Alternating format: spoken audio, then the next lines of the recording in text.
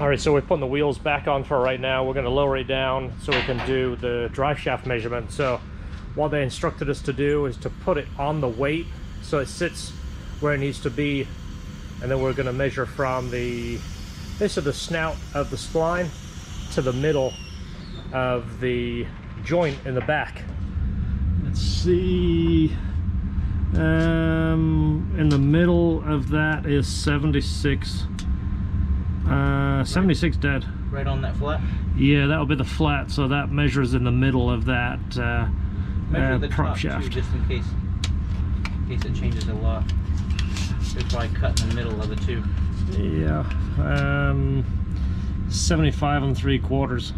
All right, so I got my measurements here. 76 inches long. The spline is 32 teeth, so I can take that to our drive shaft guy and drop off hours, and hopefully in a couple of days he can get that done so we can get rolling on this. More parts will be in tomorrow, but in the meantime, today we're working on lines and the crossover tube for the exhaust. All right, so the Corvette has been my daily for the last week while we're working on the Colorado, and it's funny how many times I really need a four-door car, and my only four-door car is in pieces. My wife went away for the weekend, took my son, I had my daughter all weekend, and hopefully that will fit through there. This is the cover that comes with the car. I really don't want to mess this up. I'll wrap up the drive shaft. So all weekend I had my daughter and tried to keep her entertained, and we used the Corvette all weekend, and I've got to tell you how much I actually enjoyed it, especially having the slightly milder cam. It's not annoying to drive. I see I still got my child seat in there. All right, back. Is it going to stay clear of the dash and all that kind of good stuff? Oh yeah. All right, I'll just put my hand on it while I drive, while I'm shifting at the same time. How much room you got to go back? But that's bottomed out. This thing's stupid, by the way. I never had it on the other Corvettes. I think it's just to keep the light off here, but this little flappy thing doesn't do anything. All right, I'll put my arm on it. Okay, so I dropped off the shaft. It should be a couple of days, he said, so that will give us time to finish off the lines, get the exhaust crossover made, hopefully start on the AC lines, get the ECU plugged in, and hopefully get close to starting it. We need that shaft in there to put transmission fluid in. If not, the fluid is going to pour out. So we've got stuff to do in the meantime, but we want to keep moving on this. So I mentioned earlier, this weekend we are going to a track day. I'm taking the Corvette for the first time. We are going to the Firm, which is in Stark. You can check them out at gorally.com. We've gone to that track several times. Last time I was there was 2019, and that was in the NSX, so it's going to be a different driving experience completely.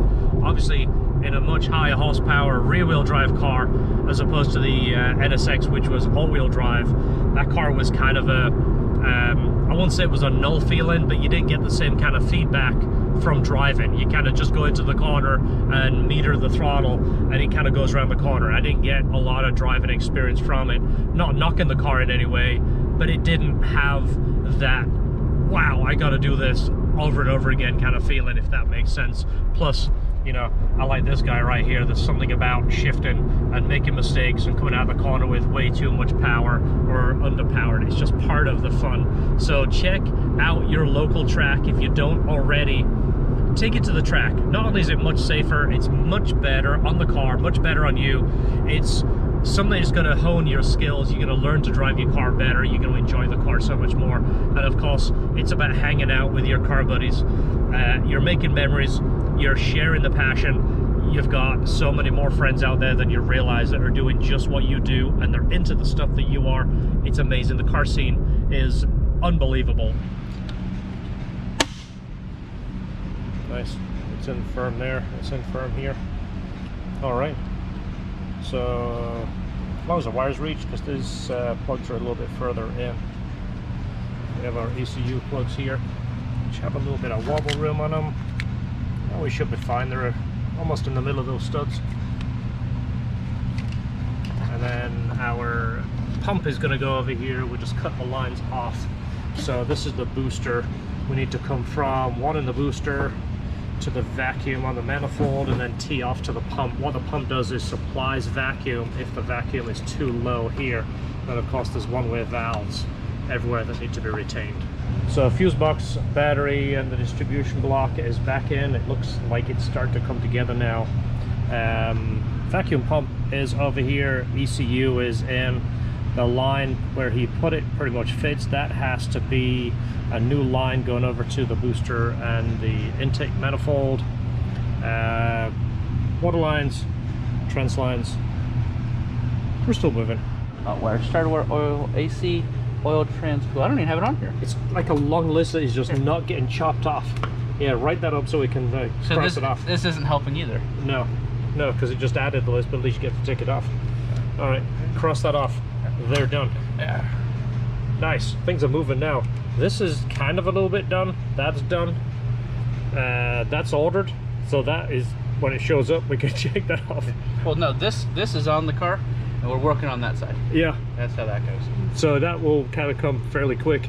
That's actually done. I have the alternator wire. Just need to. Oh, it's not done. I have to solder the end on. Oh yeah. I solder the end on that one. I need to solder 2 ends on that one. They just came in. That will lose too. When I get the drive shaft, that will chop off that, and it'll chop off that. Other things will start moving pretty quick.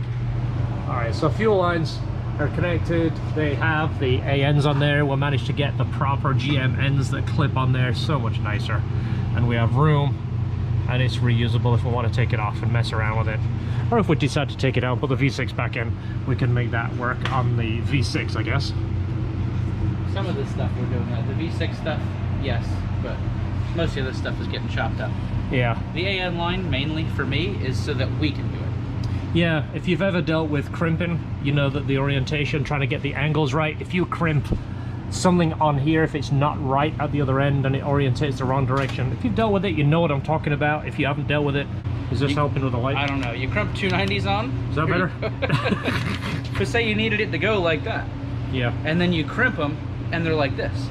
Yeah. So now when you go and put it on, you've got to twist your hose, and it puts a big kink in the hose. It puts a kink in the hose, and it's a real pain. It really is They have to be lined up perfect, or else it's weird. Yeah, if you've got to make it, you almost want to make it on the car, hold it in line and crimp it. If not, it doesn't work. It's just a big cluster. So I didn't, I told you I wasn't going to explain it, but we did anyway, so hopefully it makes sense. So trans lines now have the AN8s on there, so that can bolt to the trans and it's pointing the right direction. Then we need to basically connect the two lines together. The other 8s need to be welded on down here on those ends there. We have steel 8s to put on there. Alternator wire is done. That is on. George has already made up the starter wire, right? That just needs to be wrapped. The Tech Flex stuff on it. Put some double wrap on there for the starter, because now it has to go from one side of the car all the way to the other. This is the airbox mounting spot. Now down the road, we talked about it, we might build like a custom intake, but right now we're kind of going for the OE look, and it's kind of a nice look if we can keep it without getting too crazy. But if we can go from here to there and keep our radiator hose, I think the OEM will be just an S piece right here. We'll do something with this. We'll just cut this down a little bit, and again we have these two guys occupying the same space. Breather from the valve cover we might tie back into here, same on this side, again just to keep it as OEM as possible. The water line should be here tomorrow. This is our steam line, right? Yes. That should just connect right over to this on the top of the water pump. I don't remember if there's a T or not going over to that jug on the other side, but yeah, that's basically what it'll do. On that guy there? Yeah, the overflow. Yeah, there is a line on that. We'd have to look at our V6, but that fits in over here. We already showed you the pump here. We did end up changing the line to make it look all uniform. This is the power wire too. It's just got to be zip tied. Everything's kind of loose right now. We just want to make sure everything fits and does what it needs to do. The mass air should be here tomorrow. That is the mass air wire. Kind of the deciding factor is if the mass air fits this airbox. This is obviously however many pins that is, 10 pin, and this is a 4 pin. So providing this is a normal size mass air, if our Silverado mass air fits in here, this plugs in, game on, we'll make this box. If we start getting into this doesn't fit and that doesn't fit, probably lose that box, and then it's like time to start building custom weird stuff, tubes and a filter and a heat shield over there. But we're making progress. It's like slow, little by little, because every step needs to be built. Nothing plugs in really. So it's like, well, again, kind of going by our list. You've seen our list. We keep going over it, which is nice to cross stuff off. Alternator wire. Starter wire can be tomorrow. That'll be pretty easy. And Y pipe, we have that somewhat figured out. The jog that comes off of this manifold is in the right spot. We're going to build the crossover tube. We have a piece to extend it to the factory exhaust. We have all the factory cats on it, which is nice. We have tons of clearance down here. We're just going to put that intake, the exhaust manifold gasket on, tighten that up for good, and it should start coming together. I'm hoping day after tomorrow the drive shaft should be done. Hopefully that just bolts in and it's a one-time shot. That will be done. AC lines is going to be a chore. We're trying not to think about that, but this line across here looks like it fits. The rest of it is kind of a, we'll take that bridge as we come to it, or across the bridge, however you want to say it. Kind of speaking, yeah, kind of speaking on the fly here. But you see how tight we are here. We couldn't have got much longer of an engine. We got like a finger in here. Luckily, this doesn't move, and the engine isn't going to move any further forward, but it fits. It's in there. Okay, so I was going to leave, and then Brian from Monaco Auto Design just sent me the image that we're going to use for the t-shirt. See that? That's it right there. Look at that. So that's the one we're going to go with. If you like it, great. I absolutely love it. Brian, thank you so much.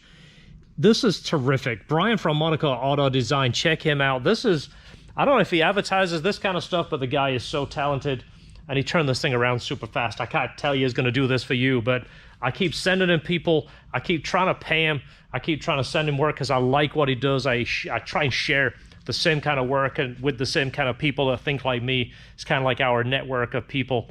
If we all got in a room, we'd probably be best friends, but that's happening. Truck is coming together. It's exciting. It's nerve-wracking. I've got butterflies in my stomach every single day. I can't describe excitement, nervous, fear. It's got one extra flange here so we can make it come apart, so it's easier to disassemble if need be, if it needs to come off.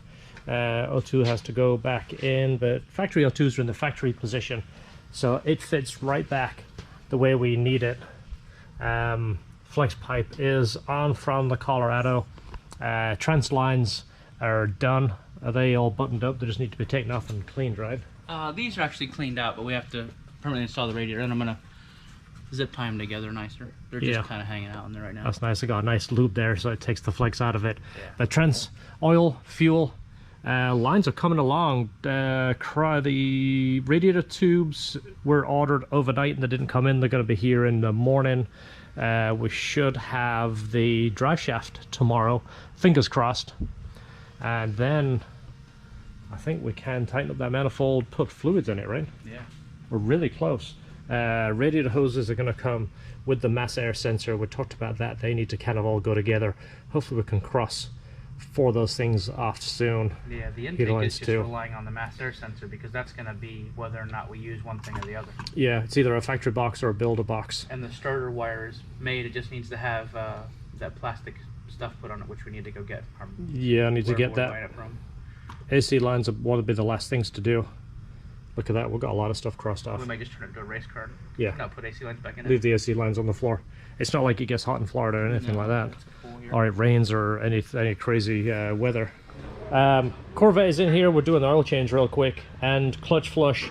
Next I'm going to change and put the track wheels and tires on it. We are going to the track with it this weekend. Meeting a few guys out there. Watch out for that content. I will put a video together on that. This oil only has about 300 miles on it, but you know what I'm like with oil, so stay tuned for that. There is a separate video on this. I'm super excited to get this to the track at last. Kind of hard to tell, but all the heat shield did go back on. A little tight here and there, but it did fit, and it's gonna keep the heat in where we need it, keep the heat around, obviously. The Y pipe is done. That can go on. It's 2.75, so we had 2.75. We added an O2 bung right there just so we have one extra for testing or tuning. AC lines is still going to be a mystery. We don't know what that guy is. Any of you AC guys know what that does? Obviously it's needed. We're going to find a place to put it, or see if we can get a replacement one, some kind of expansion chamber. I don't know what it does, but we'll find out. We're going to call our good friend Jerry, see if he can come over here. He's an SE guy. He can tell us what's going on with that. We'll see if we can incorporate it. They're up here somewhere. All right, so the list is slowly getting cut down. We should chop a whole bunch of that stuff off the list tomorrow. T-shirts are definitely happening. I already took the proof over to the t-shirt guy. He is working on those, going to try and get those done this week. So if this video airs, the t-shirt should already be in the store, so check those out. Special edition. We're already going to make 100 total. That's it. It's going to be like a theme shirt. We'll do it again in a future build, but 100 shirts, that's it. Get them while they're in there, because we're not going to keep offering them, because we want to make them kind of special. GM parts delivery. So this is the mass airflow sensor from the 2020 Silverado, and it looks like it has that pretty normal bolt pattern. This is the Colorado box with the Colorado sensor. Like we talked about, this has the 4 pins, which is on our harness, which is what we're trying to keep. Now if it fits the box, that's the deciding factor. That went in like that. See if they look similar at all as far as direction goes, because it should only bolt in one way. Yeah, they do usually. It has got a little tab on it too. There's those tabs, so hopefully you can't mix it up. Does it fit in? Yeah. The tabs won't line up the same, Yeah, but the bolts line up? Yeah. Wow, something fits. That's the first thing. That is the first thing that we bought, and it actually fits something that we own. I don't want to speak too soon, but... Yeah, because we have heater hoses over there. I want to make sure they fit too, so don't talk about it. I know. Well, you know what? This is an achievement. It takes 2 seconds and it's done. So it looks like we're using the Colorado Airbox. Now, for you guys that want us to modify this and make this a beast, right now we're trying to make it work. We're not getting too far ahead of ourselves. We want to have the motor in and OEM style, make it run. Then we might talk about round 2 or round 3, or if George gets his way, round 6 and 7. Wow, the phone is going nuts. There's text and everything, so Everyone's trying to get a hold of you. that's good. That's good news. That's pointing the right direction already, isn't it? Yeah, and like I said, the other one, I got the hose off it. Is that where that little expansion tank went on that low side? Yeah, I cut that off, but this is that hose down there where I cut the barb off. That's the other end, and that goes there. So we'll be able to make a rubber hose go from there to there. Wow, look at that. Wow, today is the day. Things are getting better all the time. So this is the smaller line right here. It has the same connector that we have on our Colorado, and it has the 90, which... Just not quite long enough. No, it doesn't. I mean, it's not as close as I thought it would. This one here, that's gonna go on the front there, but it connects to something else down low, and I'm guessing that this connects to that coolant bottle up high. Yeah, okay, well. I mean, unless it does, this could be it too. If that went there. Yeah. And that goes to the coolant bottle. We'll have to look at the pictures of the 2020. I think we're gonna have to just... We're just gonna have to cut it up and Well, I think we're gonna have to go to the auto parts store, see if we can return these. They won't let us return them. No? No, we overnighted them too. Oh. I've got as much money in shipping as we do in the actual hoses. But yeah, they're not gonna We'll let make us have something them. work. Yeah, we don't do enough business with those guys for them to do it. If it was Honda, we spend so much money with them, they would let us do that. But GM, they're gonna go, no. Made in Mexico. So we may as well just cut these apart, lay the factory ones on there, see which... I mean, the 2 factory ones point this direction. At least we know one goes to the box, so that was a learning lesson. So go ahead and write this part number down, guys, and then go ahead and crumple it and throw it in the bin, because that ain't gonna do you any good at all. So this is the hose setup on the Colorado motor. This is the one that went to the firewall and the T to the motor, which is right here, and this one went to the tank. Even says on there. That's kind of nice to mark it. So I think we remove this, we'll keep this T. We might be able to just branch off that and go to the block. This longer hose here, it goes to the back of the motor, which it goes to these crossover tubes. We might be able to use that too, but for right now, what I'll do is I'll just remove this hose, put this on, and we might be able to use the hose that we got from GM and go from here to the motor. So the Colorado pipe going from the larger hose to the bottle, it's just sitting there. That fits. That's not a problem. The tank, obviously, the radiator tank line goes back in the right spot. This goes from the tank to the engine. That's what's nice about the GM stuff, it's all clearly marked, but that's the steam pipe, which is going to go there. So this is clipped over here, it sits, we can do a joiner under here where you can't see it, run to the steam pipe. We'll need some kind of 150 degree molded hose if we can get it. It's always nice to have molded hoses that fits better. This is the smaller hose, the one on the GM part. It doesn't quite fit, but it's not far away. We can cut it and splice it under this so it kind of looks nice. We've got a nice little hanger here so we can hang the hose. That actually might be what that's for, the factory hose. But that is basically going to go into there, not a big deal. This larger hose here, the one that I got kind of just balancing here, this is the larger one that goes to the larger hose here. The GM hose that we have is very, it's too short. I mean, it's not that far off. It's kind of weird. Look at that extra bend that they put in the middle. That's weird. Why is that there? Maybe it was taken. That's weird. There's something hard in there. There's a tube in there, some kind of restrictor. I wonder what that does. They've obviously put that in there for a reason. I don't want to restrict anything on this engine, so. I wouldn't have thought so. I mean, the thermostat should do that for us, unless that is an additional thing. You know what that's probably for? Is for the heat. Maybe. Probably a thermostat for the heat to open up early to try and get heat, and it bypasses the factory thermostat. That's probably what it is. That's what factory cars. You ever notice now you get in a factory car, after like 1 mile, you get hot air? Or back in the day, you used to drive all the way to work and you have no heat. So this, basically, 90 degree hose into there. We go to the parts store, which sucks because this was the most expensive one, I'm sure. I think it was almost as much as the mass air sensor, but the mass air sensor was cheap, so. Yeah, this guy was like 60 bucks, wasn't it? 65 bucks? Something like that, yeah.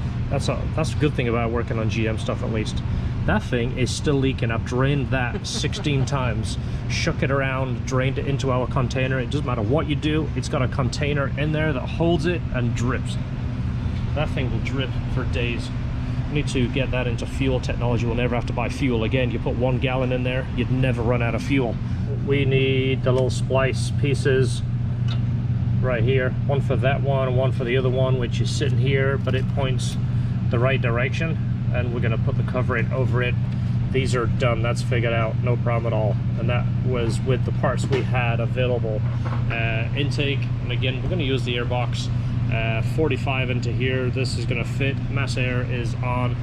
This is basically building a radiator hose out of pieces and taping it together. That way we can take this to the parts store, see how close of a hose we can get. Now if we can get this piece and we can get this piece, obviously we can put a joiner here and even use the heat shrink type hose clamps, which you've seen those, looks just like a big piece of heat shrink.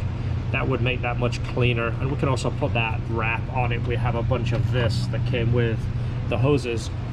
AC lines, remember I talked about how tight they bend up right there. That gets right out of the engine's way completely. Look at that, that gives us room. This is where our cowl sits. You remember we took that off? That's how much room we gained by removing that. But the AC lines, that's where they sit. This was just, I don't know what this is. It's almost like, I don't know, maybe for like expansion. Or if they have another model, maybe they were thinking about putting rear air or so, I don't know, I'm just guessing. This line fits right back in the holders the way we want it. When you look at this here, that one goes there, right? Yeah. And that cap's over there, this cap's over here. They could have put that cap right here or right there and you would have had them both next to each other. Yeah. And then you would have needed that line over there. You wonder what that does. What is that for? It's a big long line to sit. It goes into the clips in the cowl, and obviously there's a fit in here, but that fitting could have gone anywhere.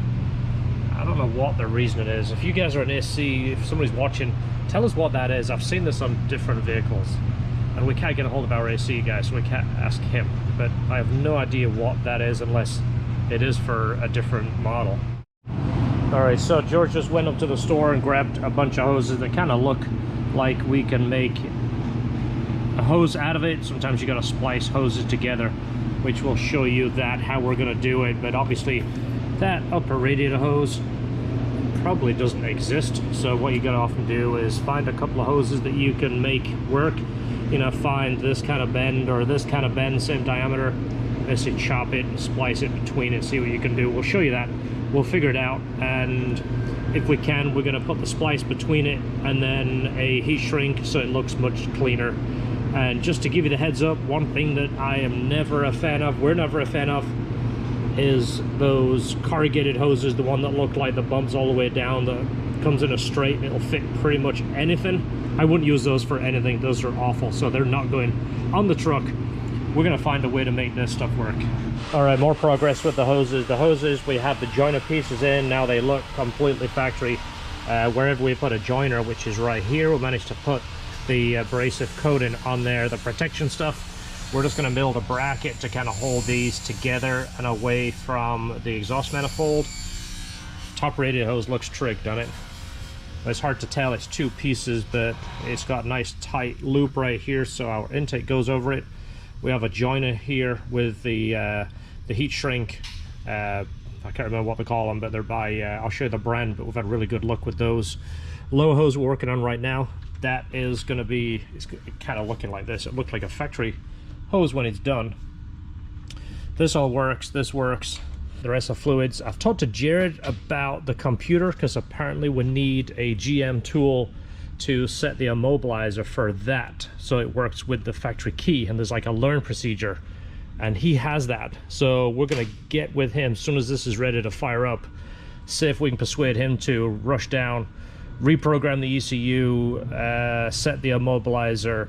It should be a fairly straightforward program because it's essentially a stock 5.3 from a Silverado, so hopefully we could just drop in that tune, see how close we are. Now this might be a little bit different diameter to the Silverado, so it might require some tweaking, because obviously the amount of airflow through here is not going to be calibrated to that. If we had a mass air from, or the tube from a Silverado, that would be pretty much a plug and play, because a lot of it dictates by the diameter. If this diameter gets bigger, obviously you get a leaner mixture, even though this thinks that the same grams per minute are going through it. One of the fun things about this AC is this new R1234YF, which is just completely weird that nobody seems to know anything about. We ordered the Freon. Apparently you've got to put the exact amount in there. We ordered the Freon, ordered the fittings that fit this. Why they went from a different fitting, from an R34 fitting to that slightly different, I do not know, but we have the attachment fitting so we can vacuum the system down, and then apparently you got to measure your Freon and put this exact amount in. This is completely new to us, and even our AC guy said he hasn't messed around with this stuff. So any of you AC guys, give us some pointers if you're watching this video. Let us know what we need to do. And in the meantime, we're going to connect it up, vacuum it down, and basically weigh and try and get this, which, why they went to kilograms on a US truck, I have no clue. Again, maybe it's going to go to Europe. But the AC, you're saying, we were told it has to be like very specific. Yeah. But the auto parts store already has it in a can with a tube on it and a little pull trigger. Like, no, just squirt it in. Yeah. When it goes to green, but that it should be can cold. is $150. It's one can with the little piece on the top. You know, the little has the gauge in line. 150 bucks. Yeah. So that seems like a great idea. Let's go to this. That is so expensive and it has to be completely retrofitted for everything on the planet. Who's getting paid to change it to this? Intake tube, we never showed you this, but this was all polished, and we sent it to the good old AV powder coat boys down the road, and they made it satin black. So it's going to sit kind of here. We showed you it earlier, I think, but not finished. It's got the inlets for the valve cover breathers. Look at that, factory. So that is going to go on there. Hoses on the radiator, look how nice that looks. The hoses are coming together, radiators in, all the little louvers and pieces are down there. Lower hose just has to go in, right? And yeah, the lower hose and the trans lines, oil cool lines. Yep. Wow, it's coming together. So this goes in, fluids go in, the drive shaft is in. I've got to show you that. I got to go run down the street and go see Jerry and get some of this line. We have this larger size hanging around, right? Yeah. So I'll tell him. There we go. We can shove that much on and line it up and put the crimps on. I'll show you this when we get it back, but I'll take this so we get the right size hose. In fact, I'll go see him right now. All right, this is getting really close to being done. John just went to get our AC lines. They're gonna get the first one crimped. Down there is the AC compressor, and we're gonna get line crimped onto the piece I made for down there. Intake pipe back from powder coat, installed with the valve cover lines on it. The steam pipe from up there go into the canister is in. The radiator hoses are on, upper and lower hoses. The cooler there, the trans cooler, and the oil cooler is right in there. So everything is pretty much there. So John is back now. Hopefully he's got some crimped AC lines. So we get over here, and the drive shaft is in. I'll put the thing up in a second and show you.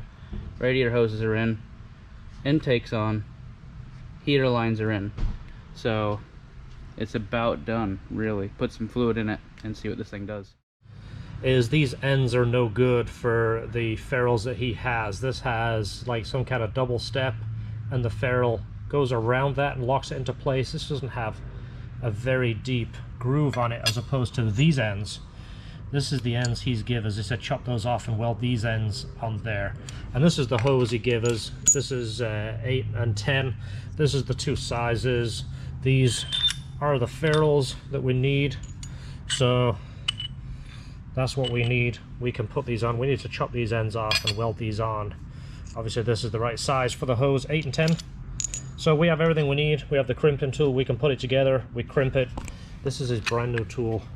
Just to give you a heads up, if you watch any of our videos, Jerry's the one that I borrowed his spring compressor, and it broke while we were using it. And I made things right by saying, well, you know, I bought a new tool and took it over to him. Hopefully I don't end up buying buying one of these crimpers. But that's also giving him the confidence to say, here, you do it. That's it. That's why you should do that. I mean, you can't always afford your own equipment. We don't use this stuff enough for me to be able to afford to buy it, because we'll never use it. But that's it. Do the right thing. That way he knows if I break it, he's going to get a new tool. I don't want to jinx myself, but that's just that's just how it goes. All right, so let's cut these. Let's cut this off. You need to take that other end off the other end, right? Yeah, there's two different pieces. You're going to go grab those. We'll cut and weld, and hopefully we'll show you some AC lines here in a minute. All right, so the drive shaft, I wanted to show you that real quick. You see how it's got the different end now. You see it's got so much of it sticking out right here. This end is pretty long. It goes into the transmission about this long. I think this end was 3.5 inches. We have 1 inch right here. That way when the suspension goes up, it has enough room there. But I guess this end on the other end, it had to be machined down. This is all the same joint, but here this aluminum piece had to be turned down on his lathe to fit in here correctly. And what's nice is when he does it, the drive shaft is balanced. You see the balance weights on there.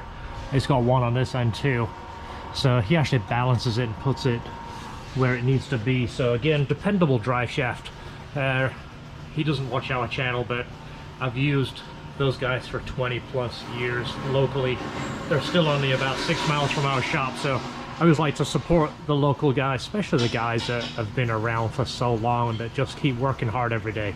I told you I'd show you the heat shrink stuff. This is it. This is the one that we use. We've had a really good look with it. It comes in sizes.